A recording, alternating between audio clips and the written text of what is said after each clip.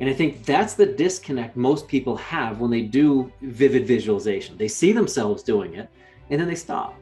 But you have to incorporate the sense of smell, the sense of taste, your hearing. So incorporating all of my senses and making it real up here. So essentially, I was already successful before I even began. It's amazing how mental being physical is. And whenever you're encountering any physical ailment, any physical challenge, the mind breaks before the body does. And I think if people can look at it from a perspective of integrating the mind-body perspective, the mind-body integration there, you can see things from a completely different light. Because when I was going through, as we didn't mention it yet, but I've had 2 terminal cancers. And I cured the cancer in a number of ways. I think it was modern medicine, family support, the inner will to not give up and to always push forward. But I started by destroying the cancer from the inside. I'm a huge believer in vivid visualization, and I vividly visualize myself inside my body destroying the cancer cells, and also picturing myself in the future accomplishing something that meant that I had an emotional attachment to. And I did the same thing climbing Mount Everest, which I'm sure we'll get to later.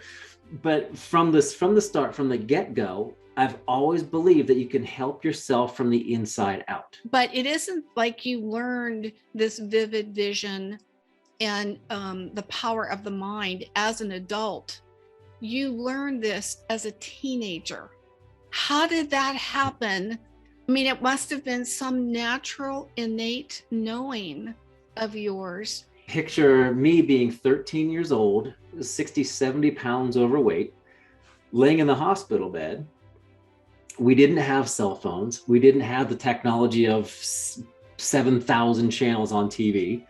I think on the TV monitor in my hospital bedroom, they were telling me what was for lunch. And then like the Hallmark channel that replayed everything every 30 minutes anyhow. So it was boring. So I'm guessing, looking back on it in hindsight, I think maybe I was just so bored, I used my imagination to go inside. I don't know, have you ever heard of or read any Calvin and Hobbes comic strips? Oh, I love Calvin. So, yes. Yeah.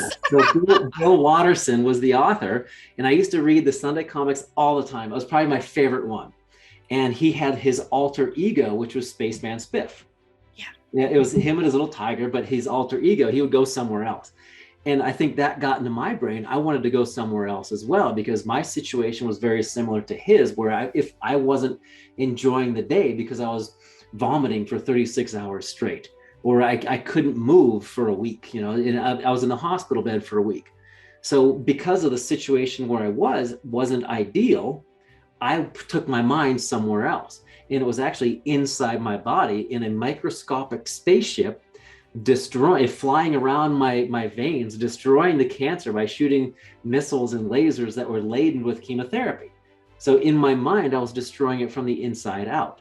But at the same time, I would also visualize myself completing a 50-meter breaststroke back and forth, because I was a swimmer for years. I think I still have records from like 1987 that I've been told, well, they'll never be broken.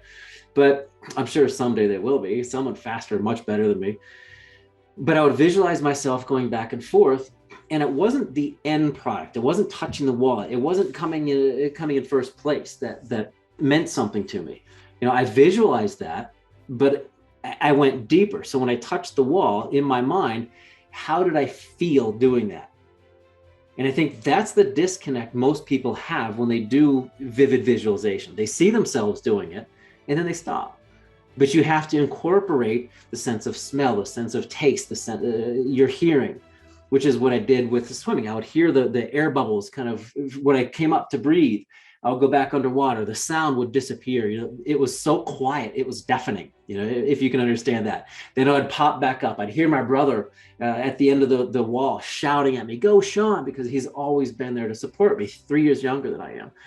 And I did the same thing on Mount Everest. I heard the styrofoam crunching of the snow under my feet. I smelled the ozone. I felt the sun's radiation on my face. So incorporating all of my senses and making it real up here. So essentially, I was already successful before I even began. Tell everybody how you actually finished that meet. Did you come in first? Not only did I come in first, everything I visualized and saw for months and months and months came true. I touched the wall and I remember popping up and looking to my right, looking to my left, and there was no one in sight, no competitors in sight. I beat them by body lengths. Yeah. It came true. That just gave me shivers. It's like you didn't just win. You won hands down, because there wasn't somebody right next to you seconds away. You left them in the dirt, so to speak, even though it was in the pool. I left them in my wake.